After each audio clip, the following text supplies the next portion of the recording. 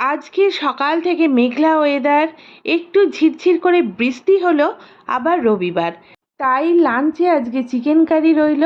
তবে এত গরমে খুব রিচ করে আমি রান্না করিনি, রান্না করেছি একদম সাদা মাটাভাবে।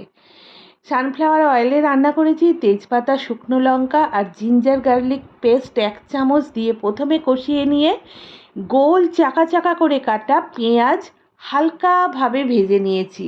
পেঁয়াজের ওপর টমেটো দিয়ে একটু ভাজা হতে দিয়েছি। ততক্ষণকে চিকেন রানিং ট্যাপ ওয়াটারে ধুয়ে নিয়ে ডাইরেক্ট ওই আধ কাঁচা ভাজা টমেটো এবং পেঁয়াজের ওপর দিয়ে দিলাম। আর দিলাম ডুমো করে কেটে ধুয়ে রাখা চন্দ্রমুখী আলু। এরপর একটু নাড়াচাড়া করে 2 চামচ জিঞ্জার গার্লিক পেস্ট, তার ওপর হলুদ গুঁড়ো, কাশ্মীরি লঙ্কার গুঁড়ো আর স্বাদ মতো লবণ যোগ করে দিয়ে গ্যাসটাকে মিডিয়াম ফ্লেমে রেখে আমি কষতে আরম্ভ করলাম। হ্যাঁ বন্ধুরা, আজকে রান্নাটা একটু অন্যরকম কায়দায়। এরপর আমি দিলাম এর মধ্যে রোস্টেড ধনে জিরে পাউডার। রোস্টেড ধনে জিরে পাউডার দেওয়ার পর গ্যাসকে মিডিয়াম ফ্লেমেই রেখে টোটাল কষানো চিকেন এবং আলুটাকে আমি একদম ভাজা ভাজা করে ফেললাম।